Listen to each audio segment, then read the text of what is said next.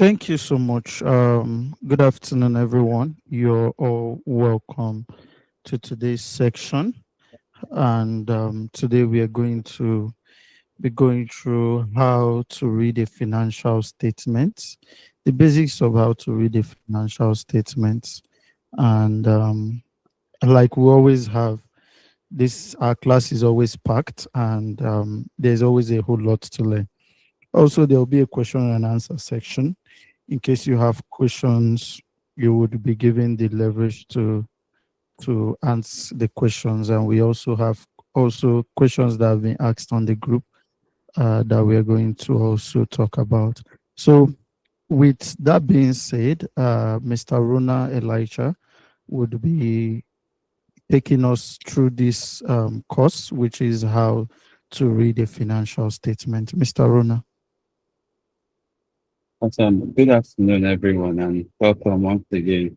So the reason we decided to have the class now, currently a lot of companies are releasing their statement and the market will be volatile. So just in case you don't know, the market will be volatile from this period until mid-March, as the case may be, because that is the period where people will start rethinking or re-strategizing. So the people who have been buying stocks that they do not know where it came from, they will start selling. Then the people who, you know, when you see the statements and the statements does not match your portfolio, right? You will naturally want to either sell or buy more according to what you learn. But we observe that there are a lot of people who are waiting for others to analyze before they do. So this class will be super helpful to you to at least stay in the loop and know why you do what you do. So let me share my screen, please. Listen.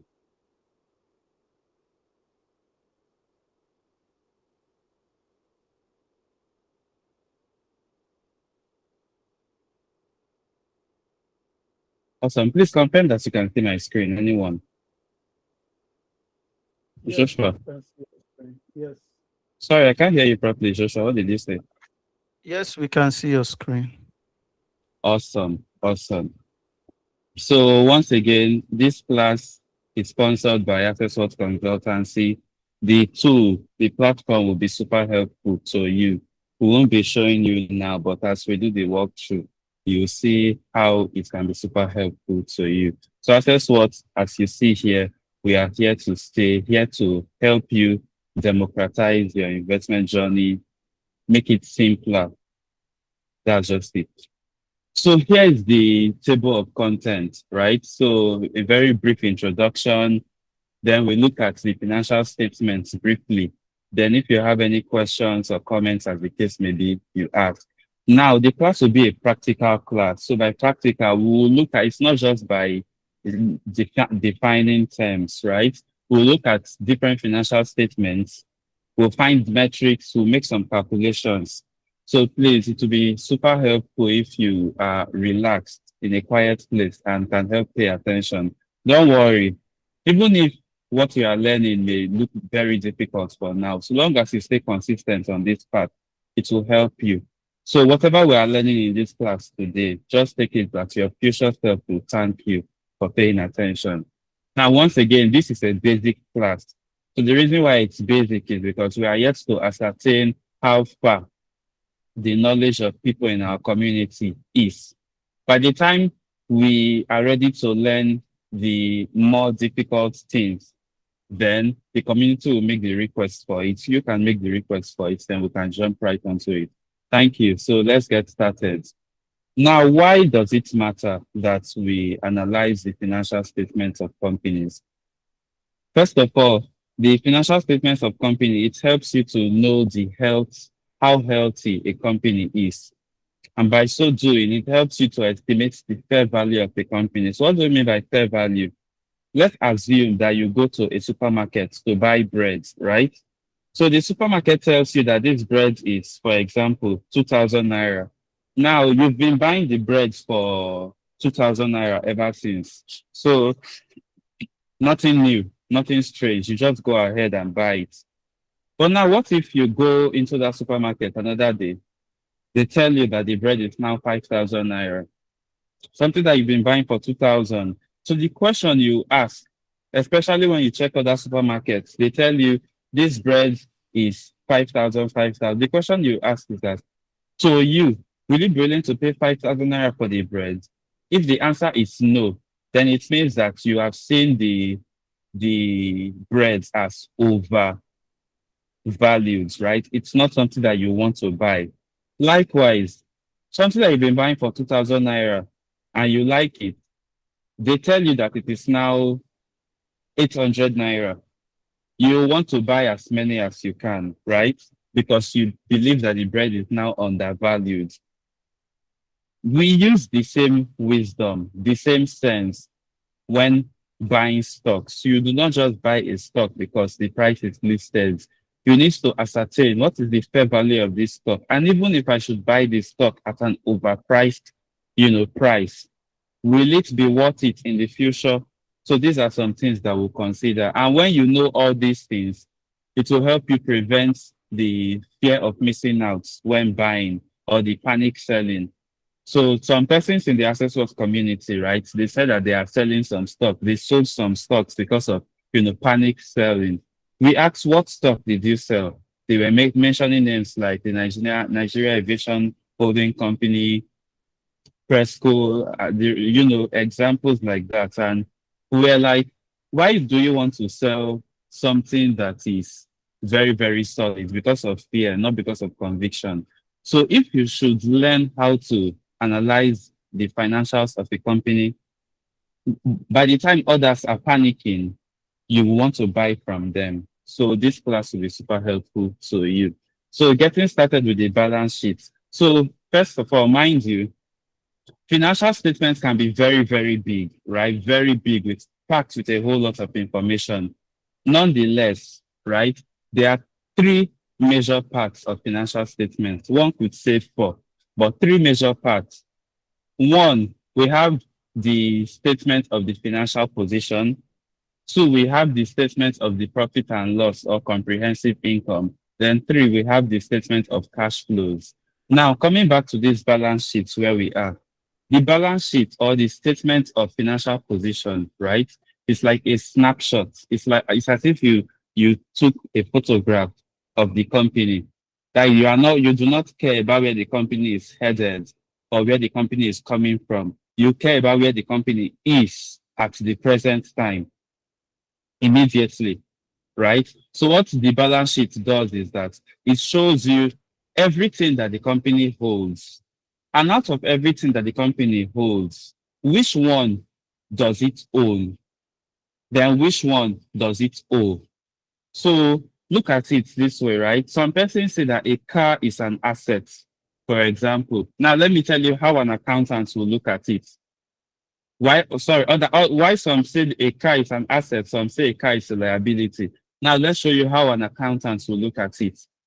This car, you are the one driving it, right? And when it's time to park it, you park it in your compound. As a matter of fact, everyone who sees the cars, even your logo is in the car, so they could say that you are the one who owns the car or you hold the car, as the case may be. So that car is your asset.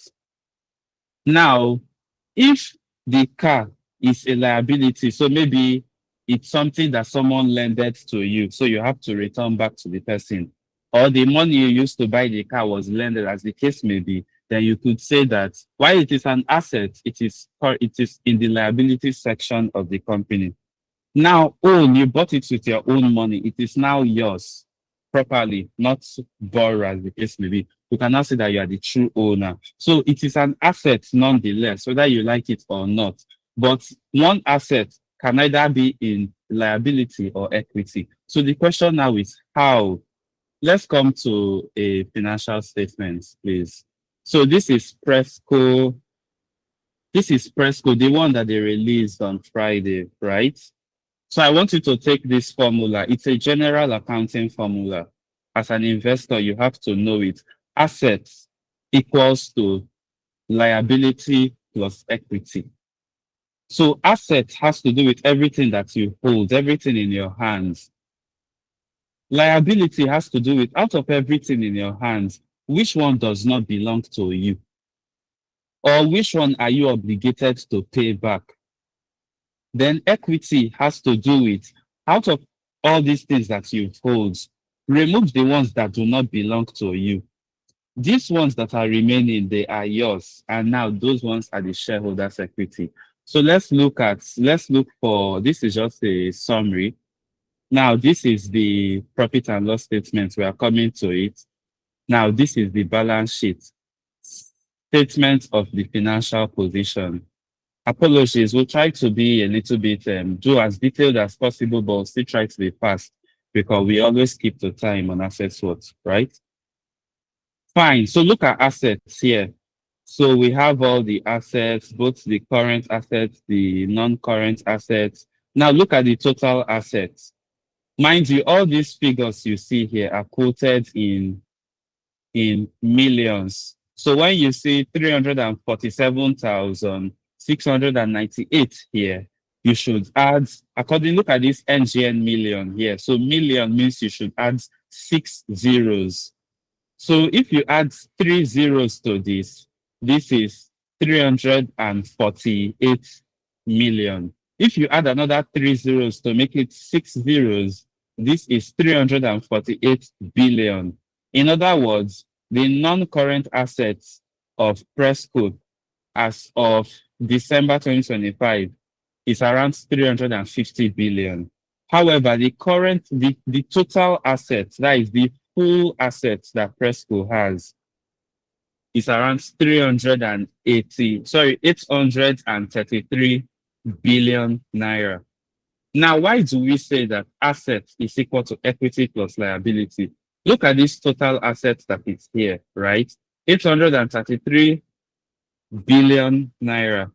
When you scroll down, look at total equity and liabilities put together. So equity plus liability is still 833 billion. So what are we trying to say here?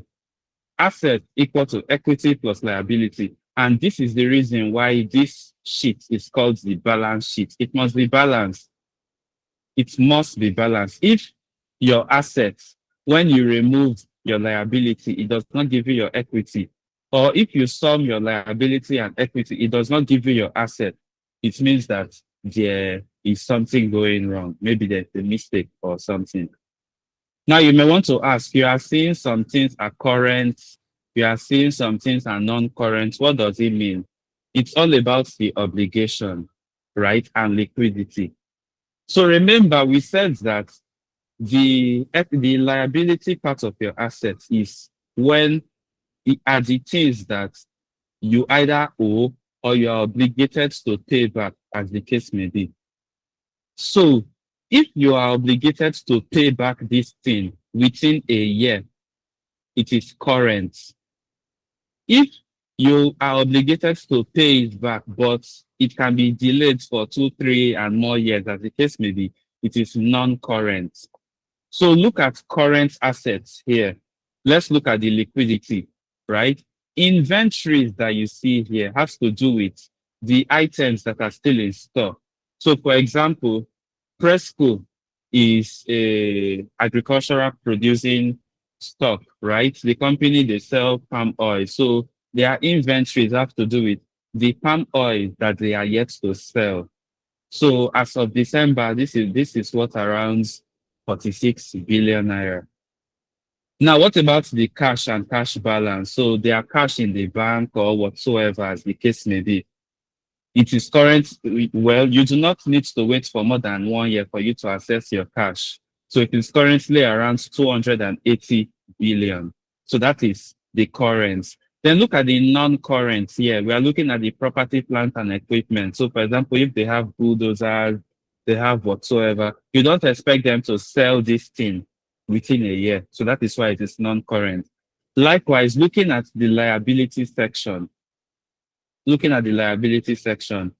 these trades and other payables, so we are in the current liabilities. Trades and other payables has to do with the companies that PRESCO are owing now. So maybe this company is the one that is supplying gallons. So you know that they used to sell crude oil. in gallons, in those plastics or however it is packaged. So maybe my company is the one supplying gallons to Palm Presco, oil, right?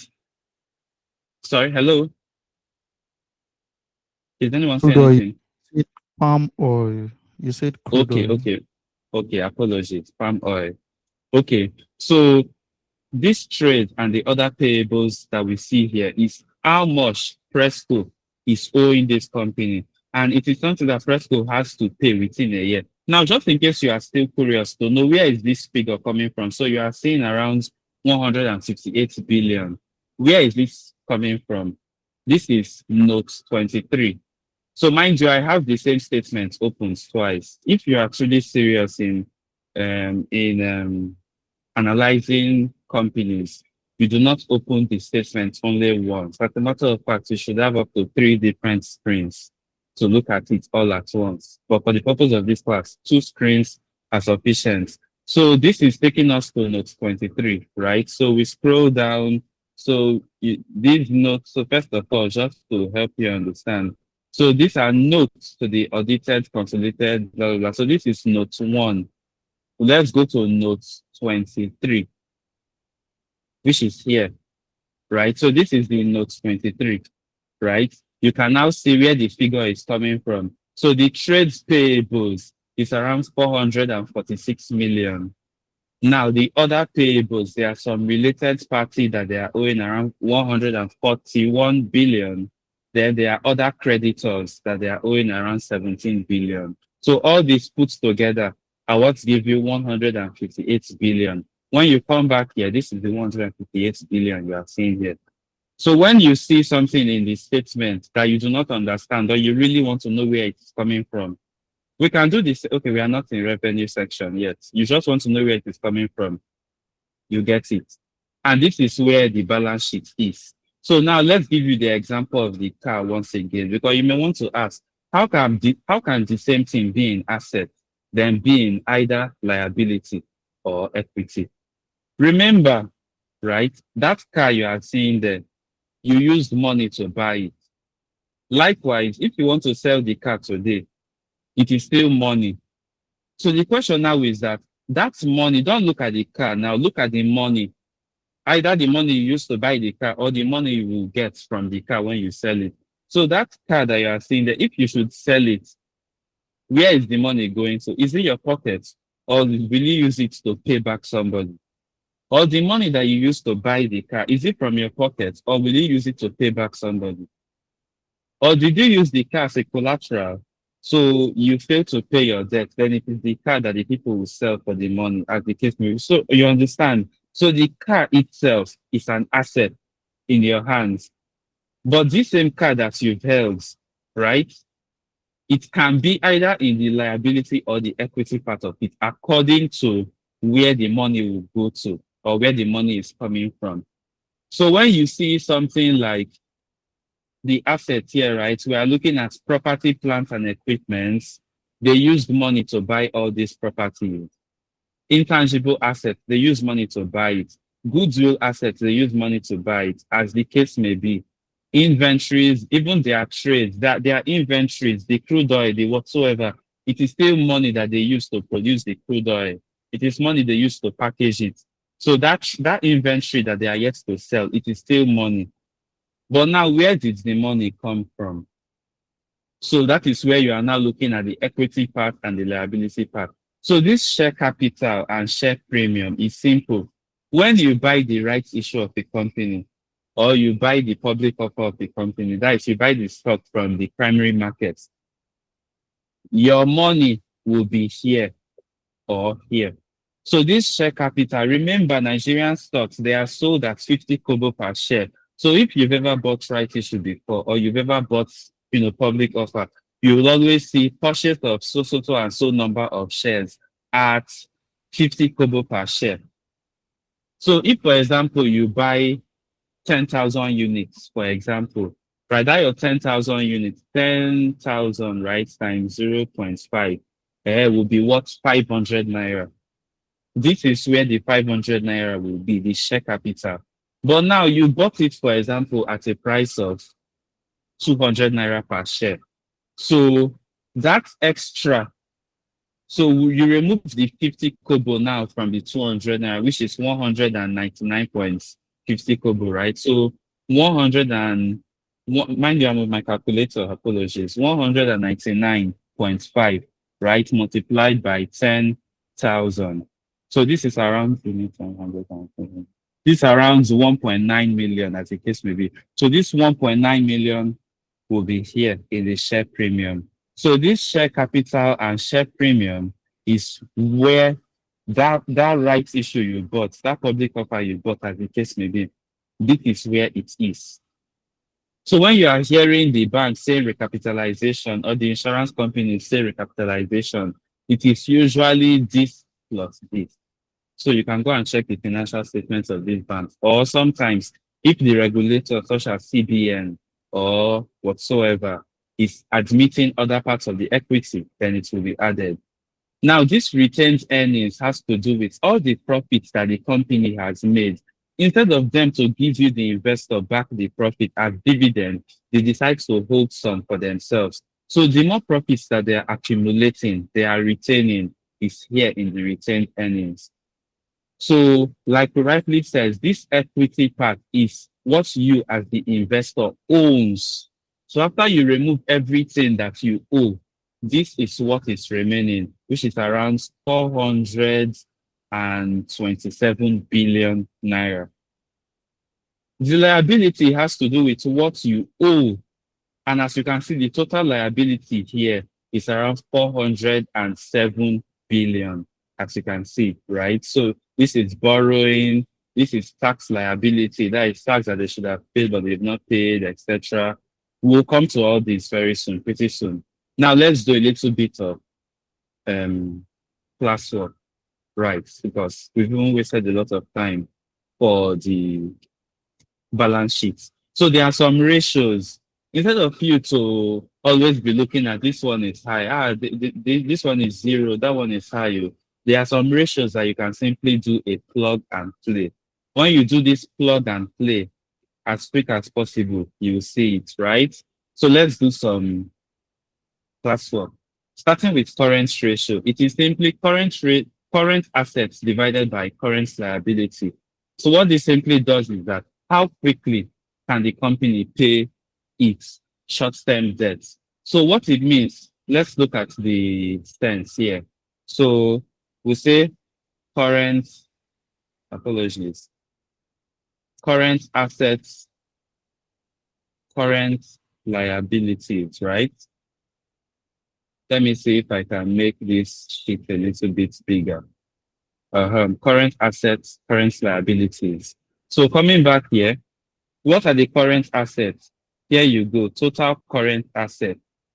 So you copy this one. Mind you, the amount is quoted in, it is billion. But considering the fact that the remaining billion are all in zeros, so permit me to disregards the extra zeros, the 6 zeros. You know what? Let's do things the right way. So add it. 1, 2, 3, 1, 2, 3. Do the same thing for the liability, right? Total current liability. Here you go. You add it here. Then you add the 1, 2, 3, 1, 2, 3. That, as you can see here. Oh, what am I doing? Sorry, I made a mistake. Here.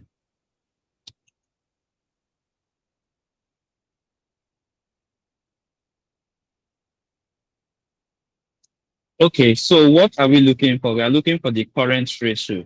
So we can say current ratio. And what will it be? It is current assets divided by current liability, right? And here we go, 2.2. So what this is saying, so long as it is not less than 1. So here the hint is it should be higher than 1, greater than 1. That's the hint.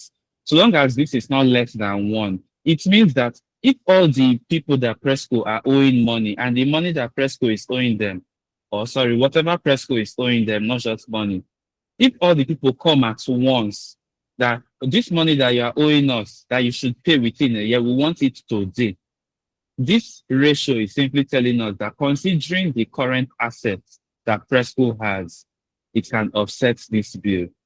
Even looking at the current assets, right? If you look at the current assets very well, look at the cash alone, 280 billion. Cash alone is greater than the total current liability of PRESCO. So now just imagine you see investors, they say that the market is a bear market. Somebody will not say he wants to panic sell PRESCO. Meanwhile, the amount of cash that PRESCO has alone can offset its current liability. You automatically know that somebody is wrong with, like something is wrong with the person upstairs, right? So we've done this ratio, right? Another ratio that we will do, okay, this is interesting, right? Book value per share. So what this book value per share does is that it can help you to learn what the price of PRESCO should be. Forget about the price you are seeing in the stock market. According to the net worth of PRESCO, what should its price be? So how do we get this one? It's the total shareholders' equity divided by the outstanding shares. So let's do that. So we have the total equity. The name is actually owner's equity, right? Then outstanding shares. Coming here, where is the total equity? Here you go. Remember, we are adding the zeros. So yeah, 1, 2, 3, 4, 5, 6. Now we need the outstanding shares. Let's look for this free float. Now, mind you, just in case you do not find the outstanding shares, you can always get it. So search for PRESCO on Access Works, right? So this is PRESCO. You click, look at this price statistics place here, right? So you click on view more. Look at the outstanding shares, 1.7 billion. So coming here, we'll see that the outstanding shares is 1.666 billion. So when you look at it, that's 1.7 billion. So this is it, 1.7 billion. Likewise, PRESCO has a free float. So by free float, we mean the percentage of the outstanding shares that is available to be traded in the market. So PRESCO's free float is around 392 million shares or 33.63%. So when you come here, you see it here, 392.32 million free floats. Then in percentage, you can see it here. So what this simply means is that PRESCO is quite liquid. So just in case you do not see this free float table here, you can always check Access Work. It is readily available. Or you can even come to the Hall of Fame on Access Work, right? For all, select free floats. You'll see the different stocks and there are different free floats in the market. So that's it. Yes, so where are we? Yes. Okay, so we need the outstanding shares, which is this one. So what is the book value per share? BVPS. So it is simply the owner's equity divided by this one. So the book value per share of PRESCO is around 366 naira.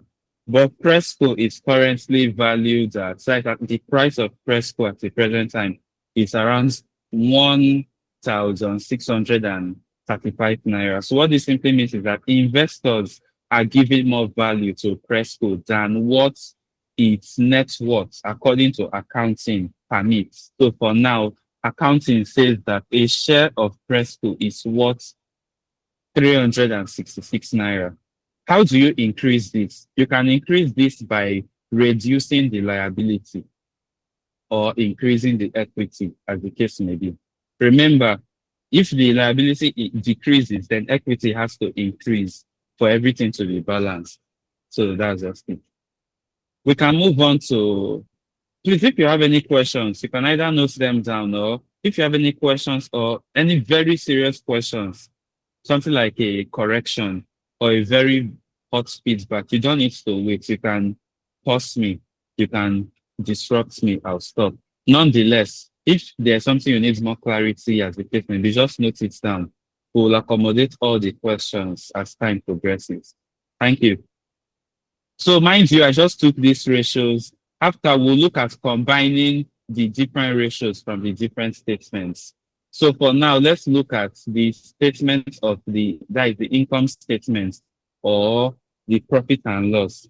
So remember, we said that the balance sheet is like a photograph. You just want to know where the company is standing at the present time, right? So this statement of profit and loss is the statement that looks at how the company is performing in terms of revenue, profit, expenses, as the case may be. So the financial performance of the company. There's a reason why they don't say cash performance of the company.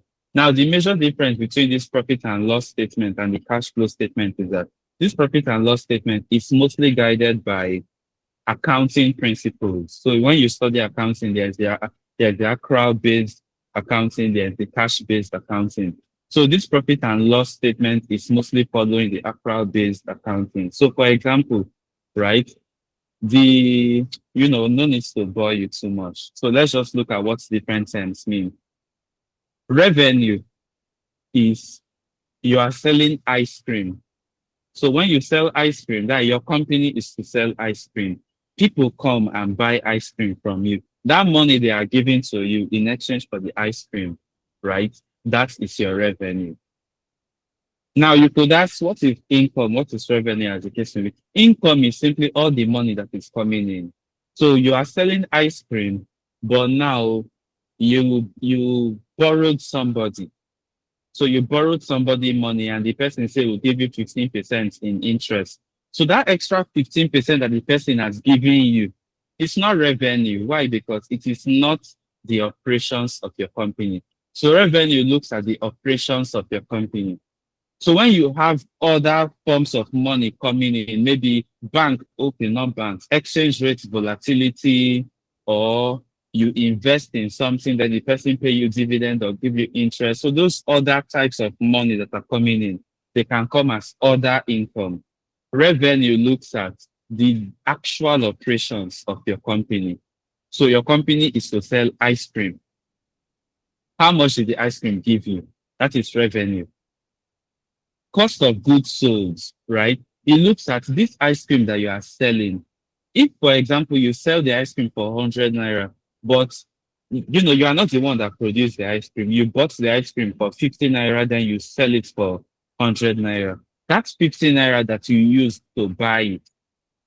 So the 50 naira includes how much you spent to the place, the total amount you paid. If the security in the place tell you, hey boss, I know you how much for the boys now. So all these amounts that you spent to get your ice cream, right? They are in the cost of goods sold, right? That is divided by the number of goods, and you get how much per ice cream. So we say it is 15 naira that we spend. So that is the cost of goods sold. The gross profit has to do with when you remove the cost of goods sold from the total amount that you sell your ice cream, how much is remaining? That is the gross profit. That is by gross, we mean everything. Now, just because you have removed that amount, it could also be that your company that sells this ice cream, you employ some accountants, you employ some security people, or some administrative expenses. You buy paper that you will use to be filling your logs. You pay for rent.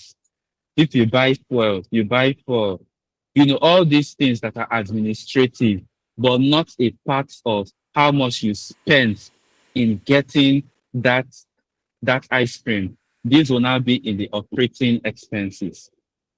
So if you have ever worked in a warehouse, so to speak, right?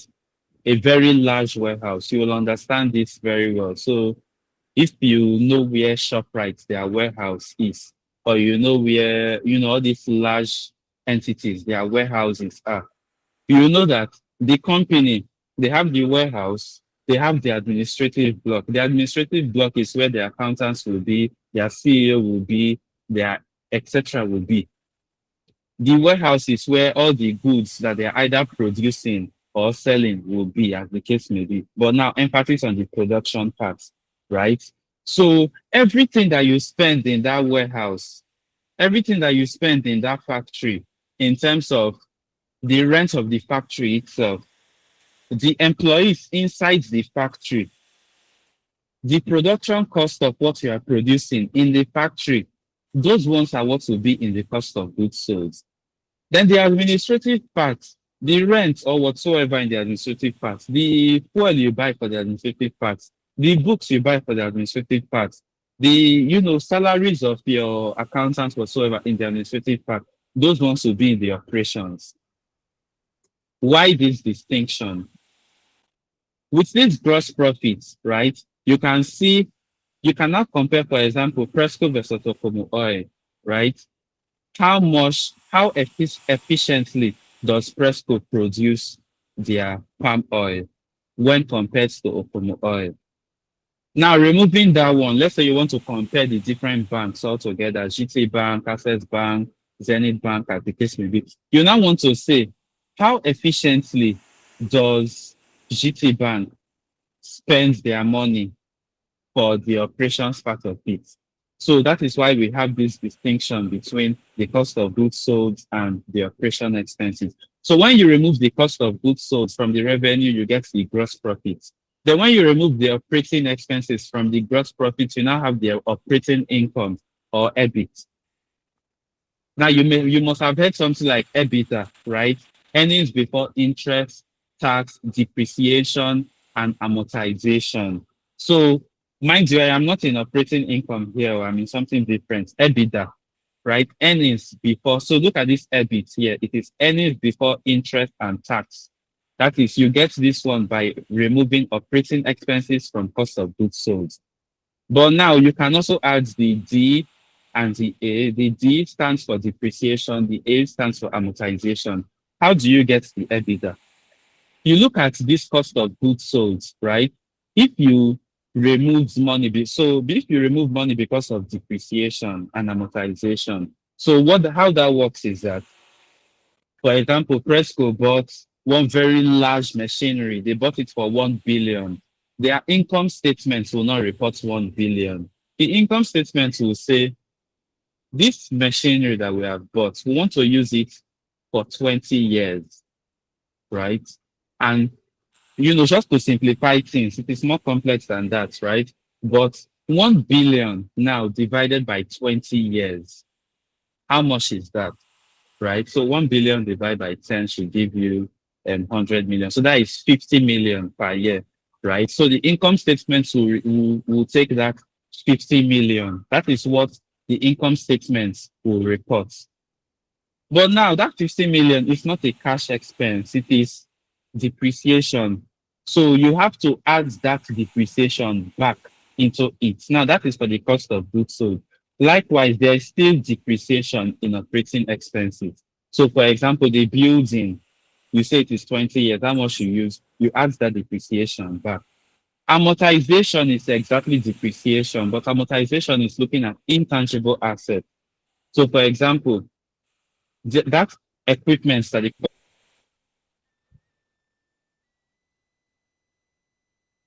company is tangible, it's something that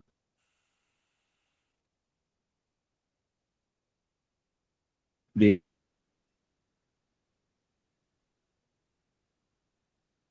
hold, it's something that they see, it's something that they make use of. Intangible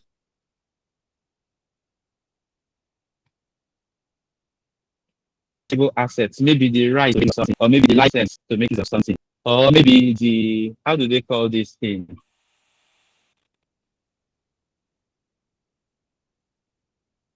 Uh, the mention in trademark.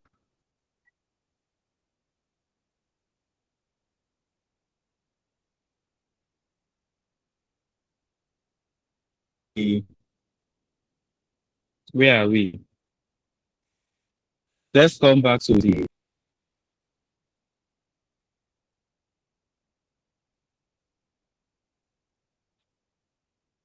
yes, here we go. So for the year 2025, right, the revenue of PRESCO is around, right, where are we? So yes, cost of sales. I hope that you can see my screen, please. Anyone? Hello. Yes, we can see your screen. Hello. Yeah, I can see your All screen. right. Thank you. All right. Thank you so much. Thank you. So here we are looking at the note for the cost of sales, right? They say the raw materials consumed is around 15 billion. The production cost. So this production cost now has to do with, like I told you, inside that factory or inside that warehouse. But for now, for PRESCO, let's say their factory now has to do with the farm itself, the factory where they process the palm kernels into palm oil. They spend a total of around 76 billion. Now the depreciation of their property, plants and equipment, they spent around 8 billion, right? Yeah, 8 billion. Then they did some repairs and maintenance. That is for the purpose of production. This is it here. So all the total come together is around where are we? 102 billion. Okay. Okay. It seems that they made a little bit of mistake, or they said reorganization. However, the total here, right, should actually reflect what is here. Sorry, here rather. Now, the administrative expenses that you see here, you can as well look at the notes for where they got this 25 billion from. And this is it here. Okay, they made a change structure, so that is why it is different. So you see all the expenses that they are paying, right? So where did all this one puts together, it still gives you here. So when you remove all these ones, this is where the operating profits comes here. They have the finance income. No, this is the finance income, right? This is the finance cost. So finance cost, remember, coming here, we said EBIT. So we are looking at earnings before interest and tax. So this finance is looking at the interest. So this finance cost is that how much did PRESCO pay back? Let's look at note 10, for example. Note 10, finance cost, interest in loan and overdraft. So maybe the loan, I don't necessarily mean the total loan. No, it could be the interest in the loan. So for example, if PRESCO borrow 1 billion, then at an interest of 10%, that is they have to pay 100 million annually. So this is where the 100 million for the year will be, not the 1 billion itself. Don't make that mistake. Now, finance income has to do with, so maybe they have some amounts in their bank accounts. Then the bank accounts give them interest for the savings. So this income, this is it here. Or likewise, maybe PRESCO borrow someone money, then the person give them interest, it is here. This is where you get your profits before tax. Then you remove the tax. Then this is where you get your profits for the periods. Plain and simple. Plain and simple, right? Yeah. I hope that this one is clear. So because of time, okay, this is the earnings per share. So what this earnings per share simply look is that you look at the profits for the period, then divide it by the outstanding shares. So let's do something, right? The profits for the period. Now, mind you, it may be what you want to calculate may be different. Why? Because this is expressed in millions. So this is 84 billion. So we have to add the other 0.000000. Meanwhile, there could be actual figures there, 1, 2, 3, as the case may be. So this EPS was calculated from the real profit for the periods, not the one that has been simplified. This one has been simplified, so we add the zero by ourselves. So let's do it, right? So we have the net profit, right? We put it, then the 1, 2, 3, 4, 5, 6 zeros.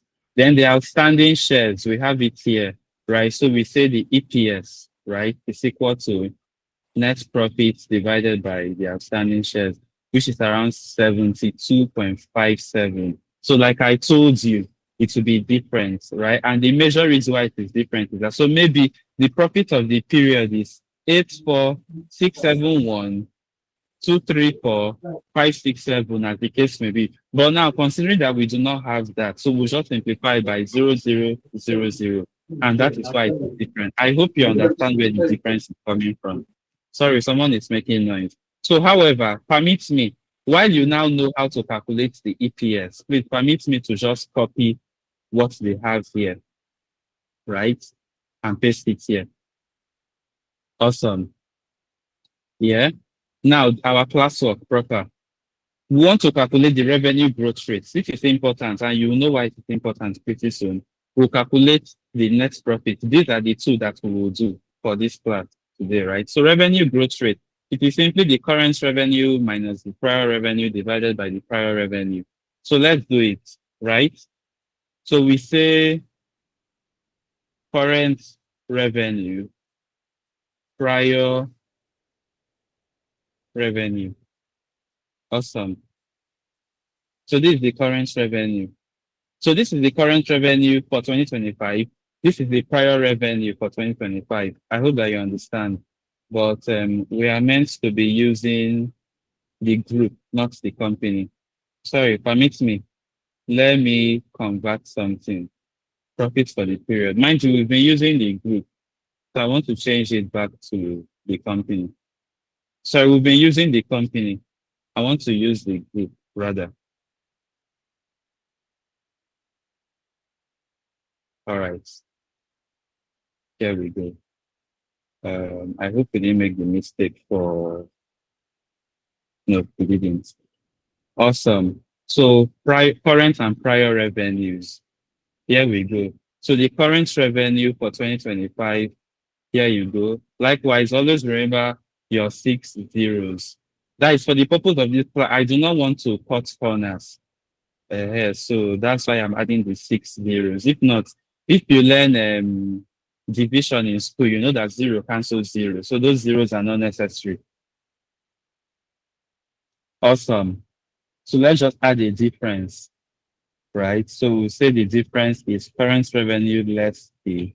So as you can see here, PRESCO made an extra 123 billion naira in revenue in 2025 when you compare 2025 and 2024 numbers, right? So now what is the growth rate? We are looking at this difference divided by the prior revenue, right? We want to express it in percentage terms. So the revenue growth rate is 59.61%. So as an investor, how will you look at this? Because some of you are using the name, I am a growth investor, or I'm a value investor, but you do not know the accounting implication of what you are looking. You say you are a growth investor. So what this simply means is that as a growth investor, the growth rate of the revenue needs to be high. If you want to look at, sorry, just give me some minutes because of, let's look at which company should we look at now? Let's look at AAPL, for example, right? Yeah. Let's look at the financial trends of Apple. So this is the total revenue, right? So from 2024 to 2025, 2024, 2025. So mind you, you may want to ask, why are we not using this access works? So at the present time, if you take notes, this is unaudited. Access works only displays audited numbers. That is why the Nigerian stocks, their financial statements is not available yet. So as quickly as they have their audited numbers published, you will find it on access works. Thank you so much. Awesome. Looking at this, so we are seeing prior is 39104. Let's do it, please. 391, right? 04. Just hold on. I know you see some. Then the current one is 41616. So you say 41616, right? So where is it? Why this error? Let's look at it. Oh no, it's meant to. No, I made a mistake. Apologies. 39104. 39104. So as you can see, as big as Apple is, the growth rate is what? 6.42% in revenue. Then talking about PRESCO, a Nigerian company, the revenue growth rate is 59.61. So what this simply means is that Apple as a company has achieved a form of stability. So for investors who are not looking for a lot of risk, they just need stable companies, not the one that they will hear that the revenue grew by 59% this year. Then next year, will it still grow by 59% or will it grow by 0%? They don't know what it will grow. So those are the type of investors that do not want those very high volatility will prefer Apple over PRESCO. Then for investors who say they are growth investors, they want the growth rate, especially of revenue, then of the net profit, but especially of revenue to be as high as possible. So here you go for PRESCO growth rate. Something else we want to look at is the net profit margin, right? So we have the current revenue. So let's look at the net profit, right? We come here, right? So this is the net profit is the profit. Hope I'm not saying something. Yeah, this is the profit for the period, right? Here you go. It is here. It is here. So we copy this one, right? Okay, no. So they added other stuff. They added like the foreign exchange whatsoever. So here you go. Yeah. So net profit. Mind you, this statement was released yesterday, so there's a likelihood that we're all looking at it together for the first time. 1, 2, 3, 4, 5, 6. So this is the net profit, right? So the net margin will simply be this net profit divided by the revenue, right? Percentage. So how do you explain this one? Here you go. If that's my ice cream that I am selling, right? I am selling ice cream, right? If the 100 naira that you have given to me, but out of this 100 naira, after I pay my cost of goods sold, I pay my staff, I pay my tax, etc., etc., etc., the amount that is remaining in my hand is 20 naira. Then I can say that my profit margin is 20%. Now, Presco's profit margin is 45, in fact, 46%. So what this simply means is that out of every 100 naira that entered Presco by revenue in 2025, out of every 100 naira, they will keep 45 naira. In fact, they will keep 46 naira as their own, as the profit. Now, this is where investors and customers are getting it hot. What do we mean? Every day you see customers complaining on Twitter about MTN. That MTN, your data is too expensive. Your MTN, your data is too expensive. Why will you do this? But investors, when they look at the profit statement, the income statement of MTN, when they see a good profit margin, they'll be like, yes, MTN is a good company. You should keep it up. So the question, this is a moral question, right? There's no right answer. It's according to your morality. The question now is that if Presco can keep 45 naira out of every, in fact, they can keep 46 naira out of every 100 naira, does it mean that they can reduce their price? Because if they reduce the price, then yes, the revenue will decrease a little, which will lead to the decrease in the net margin. So, for example, let's say instead of this 331, they now had the revenue of around right 290. Okay, you know that when the revenue reduce, this profit itself will also reduce, right? So what we are just trying to say is that the customers will say, reduce your prices. The investors will say, increase your net profit margin. It is morality where the company goes to. But for me, I'll say that from the eyes of an investor, this is very, very excellent. Some companies, so the minimum net margin you want to look at as an investor is around 10%, right? So the higher, the better as an investor. I hope that is clear. Let's take a deep breath a little bit before we look at the cash flow statement in 5, 4, 3, 2, 1. Awesome. Okay, I The- think Adeyemi is raising up his hands before we move to the Okay. Ade, what's statement. up? Hello, Ade. Please, because of time, pick up. You are muted just in case. I Good, don't know. good evening, Mr. Aruna. Yeah, good evening. Yeah, thank you for everything you've been doing since morning. Yeah, I wanted to ask when you said prior revenue, you mean that the revenue from the past year or from the past quarter? From the past, I'm coming. I'll show it to you. 2024. Let's look at it. So this is the group, right? This is the current revenue, 331 billion. That is it here. Then this is the prior one, 204, right? Sorry, 207. Here you go. So we are looking at these first two figures you are looking at is for the year. Then these Okay. next two figures you are looking at is for the quarter. So if you want to do the revenue growth rate for quarter, for year on year over quarterly basis, here are the figures for you. If you want to do it over annual basis, here are the figures for you. Is that clear? Yes.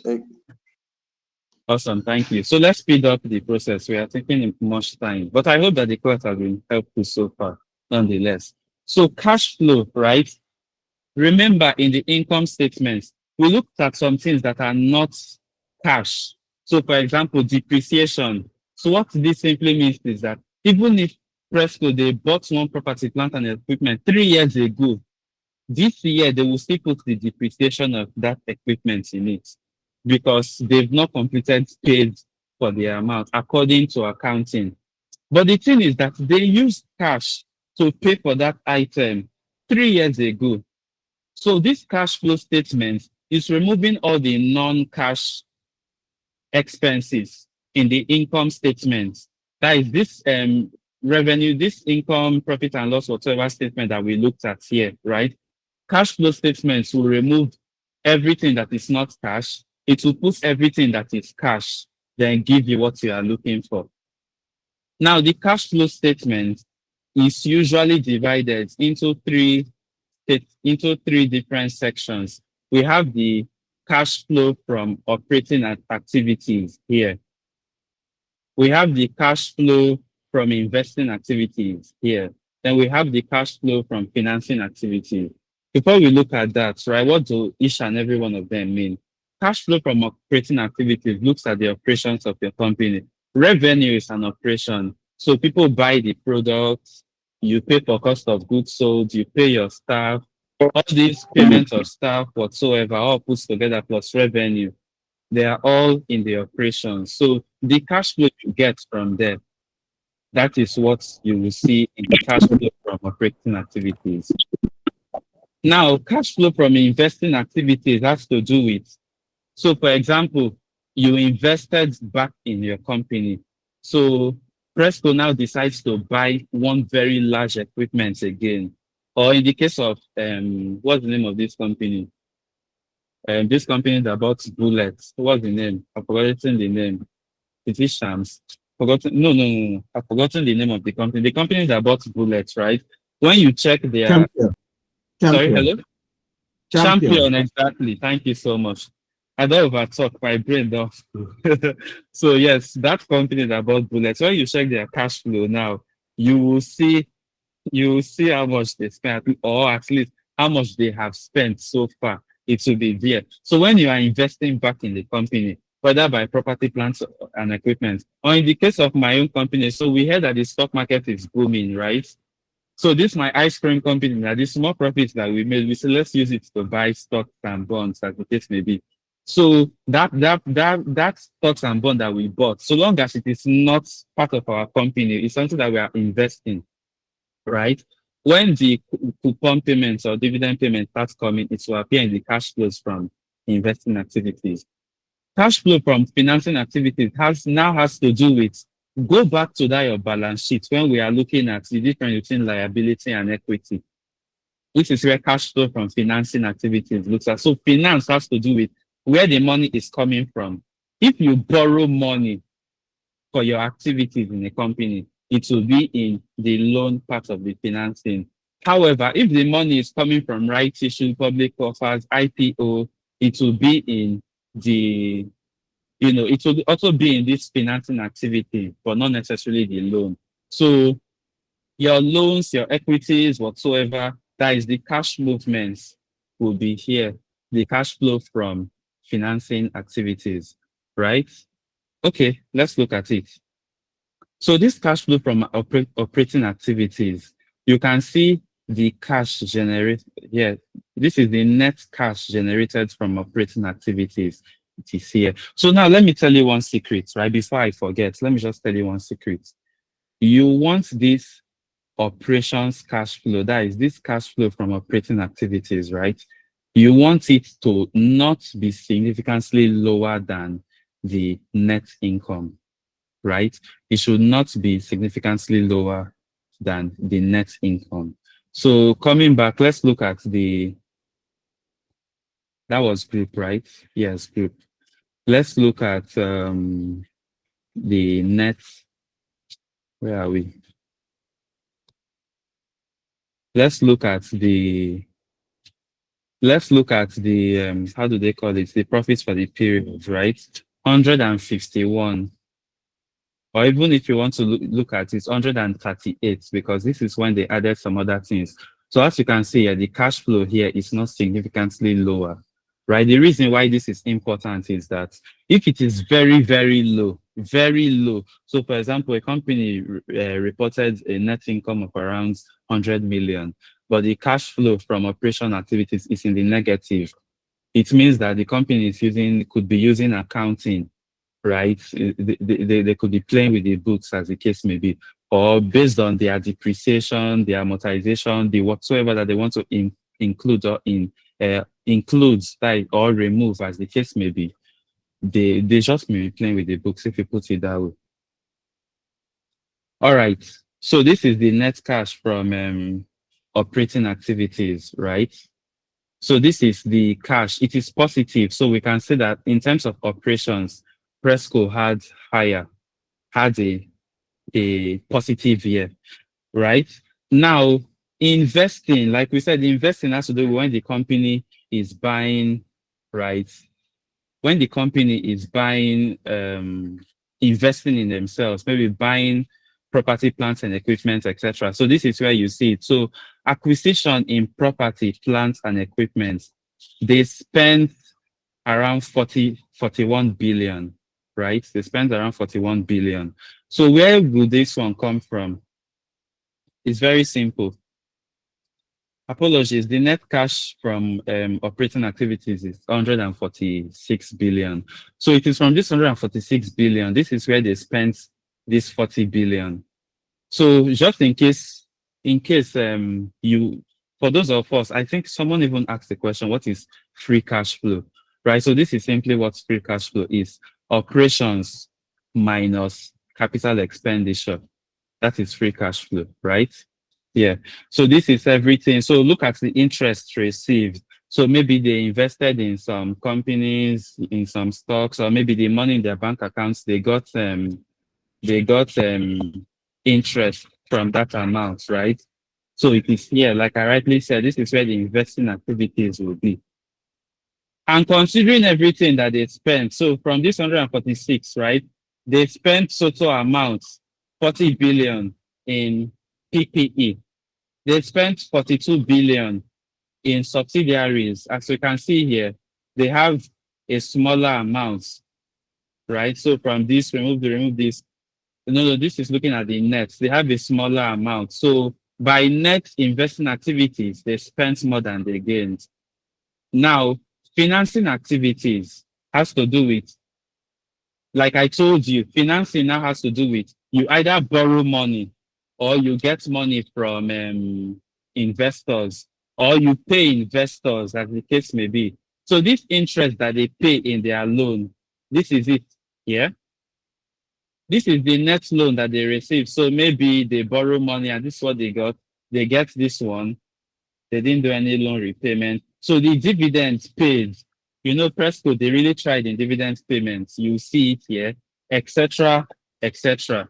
So the net cash in financing activities was actually a net positive for them. So I will actually come back to this cash flow, but let's do the practical for now. What do we look at? We've seen the operation cash flow. We see that it is higher. Let's calculate the free cash flow, right? And we say the free cash flow is simply the operating cash flow minus the capital expenditure. So coming back here, right? The operating cash flow, here you go. Remember, we are adding our zeros, right?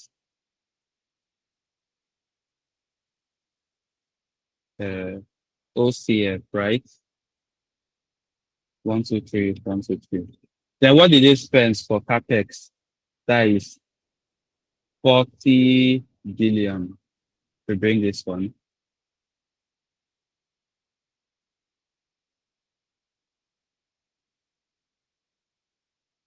All right, so the free cash flow for people who are interested will be OCF less this.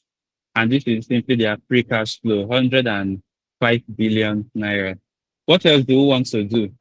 Let's look at, we don't want to mix this one yet. But it's actually a great thing to do. So let's look at the free cash flow less the revenue, that is divided by the revenue. So we get the revenue. This is the revenue. So we say the FCF margin, right? FCF margin will simply be this divided by this, right? Then we get the percentage. So what this simply means is that out of every 100 naira that PRESCO got from revenue, after they have paid their staff, they have paid their everything that they want to pay, then they also invested in themselves by buying property, plant, and equipment. They still have around 32 naira in cash. That is the free cash remaining. So that's what that one means. So let's quickly look at the similarities between all the cash flows. Return on equity. It is the net income divided by the shareholders' equity. Do we have net income here? Yes. Do we have owner's equity here? Yes. So let's look at ROE. It is simply net profit, right, divided by owner's equity. Percentage, 35%. So what this ROE means is that you as an owner of the PRESCO, because when you are a PRESCO shareholder, right? If you are a PRESCO shareholder, it means that out of the profits that PRESCO has had for this year, right? It is like 35% of what you invested in the company. Remember that equity has to do with what is remaining out of everything that the company is owing. So what is remaining is what you own. So out of everything that you own, you add 35% in profit. Usually this ROE, if it is greater than 7%, it is good. But PRESCO ROE is very, very high, 35%. So we are seeing reasons why PRESCO is a solid company. So tell me why somebody should be doing panic selling for PRESCO. What else should we look at? Let's look at price to book, very important. What is PRESCO's current price? PRESCO's current price is 1,635. So we bring it here, right? We say the price, we put it here. So price divided by the book value per share, that is what will give you the price to book, right? And which should be equal to price divided by this one. For this, you want it to be as low as possible. If PRESCO is undervalued, that is, if the price of PRESCO is lower than the book value per share, then this one will be less than 1, okay? But there is no higher the better, as the case may be. What else are we looking at? Let's look at the PE ratio, right? So the price to earnings ratio, PE.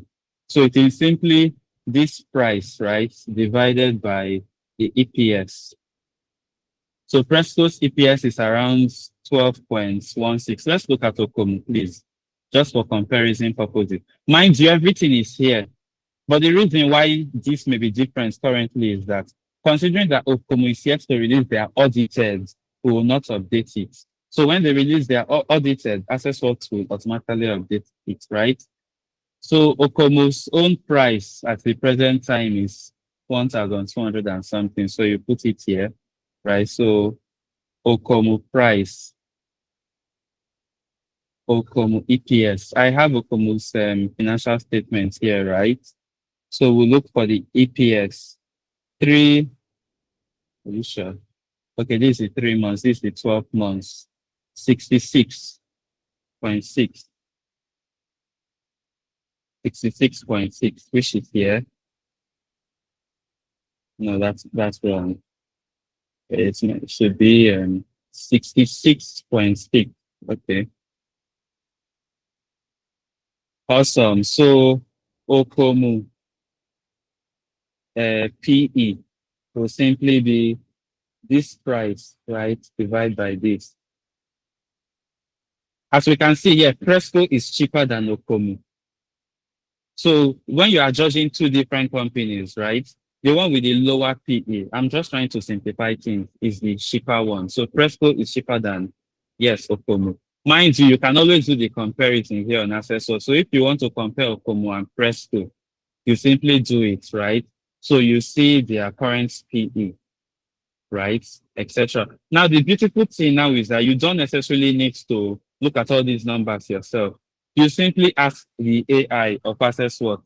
So if you ask our AI, that is while comparing the two companies, right? You ask the AI. The AI will look at their strengths, their weaknesses, head-to-head comparison. It will even help you to do the valuation to see which is cheaper. So looking at this, right, it gives you summary. You look at their strengths, you look at their weaknesses, head-to-head comparison. See, PRESCO has higher profit margin, right? Valuation, PRESCO is cheaper, just the way we looked, right? So in terms of valuation, you get better valuation with PRESCO, with lower PE. You see everything here. Then final verdict, PRESCO is the stronger overall pick for you, combining cheaper valuation, higher growth, and superior. So just in case you do not know how to read all these numbers, and so the AI will actually help you do all that. So I think that we've tried. We would have looked at all these ones, but if you are still interested in learning how to value stocks in terms of book value per share, PE ratio, free cash flow model, discounting model, etc., you can let us know in the community, then we can arrange another class for that. But because of time, we try to stick to time a lot. So thank you so much. If there's anything I've missed or you have any questions, we are open to the questions. Otherwise, we can jump right to the questions that people ask. Thank you, Joshua. Okay, thank you so much, Rona. I think Okechukwu, his hands was up. Okechukwu. Right. Good afternoon, everybody. Yeah, good Good afternoon. afternoon. My name is Oke. Please, I want to, first of all, let me commend this house. I think I've learned a lot. So let me jump straight to my question. With the example you gave, the price to book ratio of PRESCO is 4.47. And you said we desire it to be as low as possible, meaning that for it to be undervalued, if I get you right. Now, PRESCO, they have a good financials from what you get from what you gave so far. Yeah. The free cash flow margin and other things were good. So is it right for me now? If I want to buy PRESCO shares, is it a good point with the price of 1,600 when the book ratio is 200 and something or 300 and something? Is it a good position for me to enter now when the price of a particular company is far higher than the book ratio? No, not necessarily, right? You make use of that price to book ratio. You make use of that price to book ratio or the book value per share according to the type of investor that you are, and according to the industry that you are looking for, right? This book value per share and price to book ratio, it doesn't necessarily apply that much to agricultural stocks, right? Because we are looking at their performance, their cash, etc. But if you are looking at banking stocks, for example, let's look at this. If you are looking at banking stocks, had it been, but because of time, I really don't want to go and analyze any statement. But if you are looking at banking stocks, you can fairly use as a matter of fact, you can see the undervalued company. So if you come to asset recommendations, right? In this asset recommendations, select company fundamentals, then undervalued assets by book value. You will see the stocks that according to their book value, their price is currently undervalued. So for example, let's look at Access Corporation. So looking at Access Corporation here, the price presently is around 22 Naira, right? The price presently is around 22 Naira. Then if you want to get the equity, I think we can even get the view financial trend, right? Then using quarterly numbers, right? Currently, the book value per share, as you can see here, is, the financial trends of Access Corporation, the book value per share is around 70.9 Naira. But Access Corporation, the price is around 20 something Naira. What it simply means that the price to book, you didn't calculate this here. So the price to book of Access Corporation will simply be, 22 point what? 22.6, right? Divided by 70.9. It gives 0.3. So as you can see, it is less than 1. Then we can say that in terms of book value, Access Corporation is undervalued. So book value usually looks at companies that their performance is tied a lot to their equities. Remember, banks that you are seeing here, they can report that they have total trillion in assets. But remember what we learned, asset is simply what they hold. But now, that asset now, the bank is owing you because your money is in the bank. So by the time the bank pay everybody that is remaining, everybody that they are owing, all their customers, etc., they pay them back. How much is remaining? So for companies that are mostly balance sheet based, you can look at the book value per share. But for other companies, such as industrial companies, agricultural companies that are performance based, how quickly they sold, how they sell, how well they sell, their profit margin, using book value per share can shoot yourself on the foot. Because if you want to wait for PRESCO now to go down to how much is it going back to?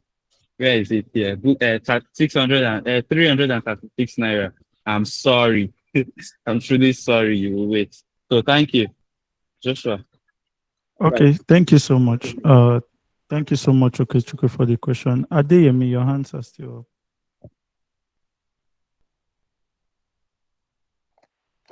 Yeah, good evening. Thank you so very much, Mr. Arona, for the wonderful class and for everything you've been doing right from the beginning of the class.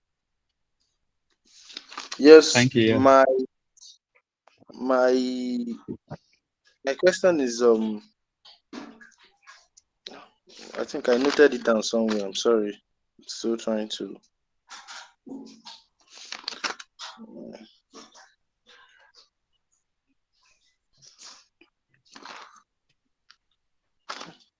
I can't get. Where did I note this? I wrote it somewhere in my journal. Right now. I don't know. Okay, when you see it again, you can always signify. Okay. Yeah, I will. Thank you. Yeah. Any other questions? So let's move to the I think someone raised their hand. Okechukwu raised his hands again. Okechukwu Charles. Yeah, thank you. Please, my own is just a suggestion, please. Okay. From what I've seen, your site, AccessWorth, has a lot we can learn from. I think with what I'm seeing, you going back to calculate to check the financial ratios. Please, is it possible for you to do a video on how to use just how to get the best out of AccessWorth? I think you said you are coming out with an app later. For now, is we are still on the. Is it possible to just do a video on how to get the best out of that? Yes. Thank you so much for the suggestion. of comparison. I think I saw you comparing PRESCO and Okomo now, which is very, very, is a very wonderful. I think we have it. In fact, I most of us in the community, I don't think we've gotten that's enough of we've gotten that's what much of from that side. What so I will suggest that maybe the future. Thank you. Yes, we will. Thank you. We'll do the video. So sometimes the purpose of this class is for you to learn the site better. Then videos are coming up for you to understand. It's on the way. Thank you. You know, we are a startup. We are just starting, so a lot of things to do all at once. But trust me, we'll get it done. Thank you so much. Thank you. Okay. Okay. Okay. Joshua. Thank you so much. Okay, Chucky. Richard. Good day, everyone. Good evening. So, Yeah, good evening.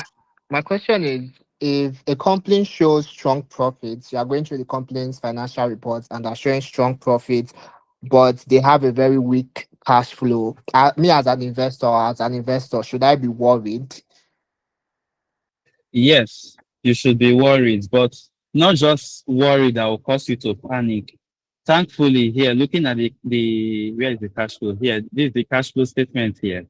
We see what caused the cash flow to be weak or not. As you can see here, there is no note here because everything is here. So when you look at the profits before tax, you see what they added, you see what they removed, everything. So the question, so let's now look at the net cash used in investing activities, and we are seeing minus 125 billion. Should you be worried? Now, let's see where that could be coming from. They bought property, plant, and equipment. They also invested in some subsidiaries. So this is an investment to help them better. This PPE that they bought will also maybe make their job easier and better. And when you remove this net cash used in investing activities, this 125 billion, when you remove it from the operating cash flow, it is still positive. So it is now up to you to dig deeper to see the thing that they spent the cash on, is it worthwhile? If it is not worthwhile, that is where you should be panicking. So for example, when you are looking at where is the administrative? Sorry, because of time, let's just quickly do something. Note 6. So coming to note 6 for the administrative expenses, right? So they have everything here, right? Administrative expenses.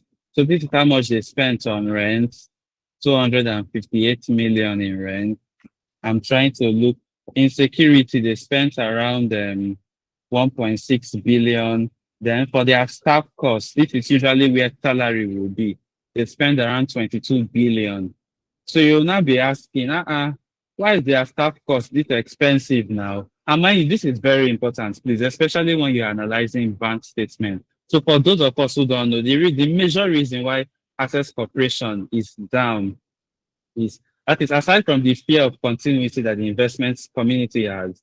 Access Corporation, they are not very efficient. They are not very, very efficient when it comes to their administrative expenses. If you check, except maybe the latest one they have repented, but they are not very efficient when it comes to their expenses. GT Corporation is very efficient, and that is the reason that there's a clear distinction in the PE and everything between GTCO and Access Corporation. So yes, you have to dig deeper into the notes, into the numbers to find where that anyhowness is coming from. Is that clear? Yeah, thank you. Thank you so much. Yes, it's clear. All right. Adeyemi, Yes, your thank you hand's so much. still up. Thank you so much, Mr. Aruna, and for the class. Yeah, I wanted to ask a question the other time, and the question is under this free cash flow. You talk about an operating cash flow. Is this operating cash flow the same as the net cash from operating activities? Okay. The reason why it is, right? Operating cash flow, it looks at revenue. So revenue is like an inflow, right? So in terms of okay, no need to go into revenue. Let's come back to the where are we? Here. We are okay, we are here. This is the operations activities, right? So this is the profit before tax. So now remember the net income where we got this profit before tax is the profit has already included amortization, depreciation, working capital, etc., etc. So you have to remove each and every one of them. When you remove them, then you also adjust for working capital. So for example, if I really don't want to go too deep because of time, except we'll have another class because of this one. But this total receivables we are seeing here is that the amount that people are owing PRESCO. If, for example, people were owing PRESCO 10 naira in 2024, then in 2025, people are now owing PRESCO 25 naira. It means that PRESCO cash, an extra 15 naira is tied in people's hand. So that extra 15 naira that is tied to people's hands, you have to remove it. So this increase in trade and other receivables, this is why it is minus 23 billion. So after adjusting the profit, remember it is from revenue that you get profit. So after adjusting everything, that is where you now get the net cash the net cash generated from how do they call it? Operation activities. Remember, this is the cash generated from operation activities. Then they paid some benefits, they paid some taxes. So this is what is remaining. So yes, the answer to your question is yes. Is that clear? Yes, it is very clear now. Thank you so much. All right, thank you. Joshua. Okay, So Joshua, so just try to remove all the questions you feel like we have already answered in the class because of time. Thank you. so the first question would be, I think this would be a very straightforward one. Is it a good move to buy stocks solely because of their dividend payments? If you are a dividend investor, then yes. So how do we do that? So this is the reason why we actually had this one. Had it been we had time, we would have looked at this dividend discount model to learn more. If you are a dividend investor, yes, you want to buy stocks that consistently pay dividend number one, then have high dividend yield. So coming to Asset Watch, right? Select asset recommendations once again. Select company fundamentals, then select consistent dividend payments. You see the different stocks that consistently look at it, for the past 3 years, they have not failed to pay dividends. So these are the stocks you can go next. So if you have this list, for example, you can come to the Hall of Fame, right? Then select dividend yield. So these are the highest dividend payers: Nigerian Infrastructure Debt Funds, Union Homes Real Estate Investment Trust, Okomo Oil, GPCO, PRESCO, as the case may be. So if you see a stock that you're interested in here, number one, then this stock still, consistently pays dividends. Of course, you should go for it. Or if you really want to plan your dividends very, very well, right? Select the dividend, come to the dividend corner page on Asset Swap, right? Then select open the dividends planner. So for example, when you select April, you see the companies that historically speaking, they have mostly paid in April. When you select, for example, July, you see companies that mostly pay in July. Select November. So yes, if you are a dividend investor alone, then yes, you should look at dividend payments alone. However, I don't think there's anybody that's a dividend investor alone, right? But if you are, then okay. Thank you, Joshua. Okay, thank you so much. The next question says, how do one navigate through the new tax law? Okay, how do we mean? That person would have dropped context. But in the new tax law, so long as the investment space is involved, right? We are looking at the tax from capital, that is capital gain tax, CGT. So you buy a stock, it is worth 1,000 naira, then the stock currently is worth 1,200 naira. That extra 200 naira that it is worth. That is what will be taxed if it is eligible for taxing. But I don't think that a majority of the retail investors are eligible for CGT. So yeah, if you bring to the person who asks the question, if you bring extra context, whether inside the community or not, we can answer the question for you. Also, if you are not in the community, right, you can select this get started education, come to the community, then you select the group you want to join. You can join from here. Thank you. Joshua. Okay, the next question says how to calculate forward PE. Awesome. Forward PE. Let's look at this. Okay, let's look at this, right? There are multiple ways to calculate forward PE. There are so many ways. If you can estimate the net profit that the company will have in 2026 or in the next year, you just need to get the EPS of that net profit, then divide the current price by it. That is the forward PE. So how do we get that? Let's come to the income statements once again, right? Because of this, we'll have to create new. So this is the income statement, right? So we'll say net profit, right? So let's just put this one here. So 2025 net profit, then 2024 net profit, right? Right. Profit for the period for the group, right? So this was 2024 net profit around 78, right? So you put this, then you put all the zeros. Are the zeros complete? 1, 2, 3. I don't think they are complete. Okay, they are complete now. 1, 2, 3, 1, 2, 3. So this is it. So profit difference, right, is equal to 2025 less 2024, right? So this is it. Then change is simply this one divided by this one, right? So you have a 48% profit increase in percentage. So if 2025 net profit is, for example, you know what, let's just discount it. No, let me explain first. If PRESCO, they had a 48% profit increase, then you could estimate that their 2026 net profit, right, could simply be, so which would be equal to this net profit, this 2025 net profit, right, multiplied by 1 plus this one. So you could estimate that their 2026 net profit is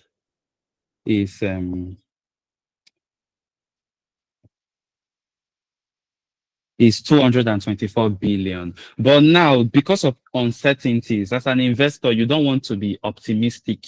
You want to be as pessimistic as possible. So, for example, if you ask me to analyze the company for you, I will never be optimistic, never ever. I will be as pessimistic as possible. So because of that one, let me discount this, right? Let me discount this. So let's, for example, we use a discount rate of,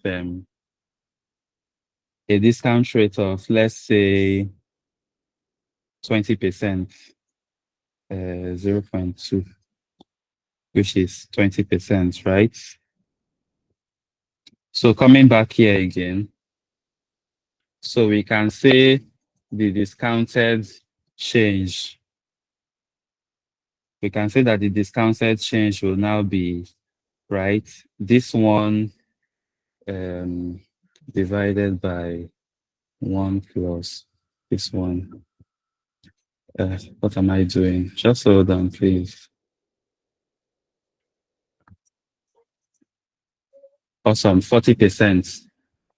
So you have this one. So instead of using this 48.33%, right, we'll now use the discounted one, the discounted change. So it's just me trying to be conservative. So instead of the 224 that we had, we now have 212. This is one way for us to estimate the net profit. We could also do another estimation based on using the revenue growth rate.